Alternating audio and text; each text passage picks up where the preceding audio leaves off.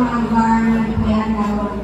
Isa na gihapon ang atong kasing-kasing pamilya nagtirabahay, nagminahalay o nagpasalamat. Let's take this time to laugh, reconnect, share stories, and most of all, enjoy each other's company. We got a lot of fun, fun games,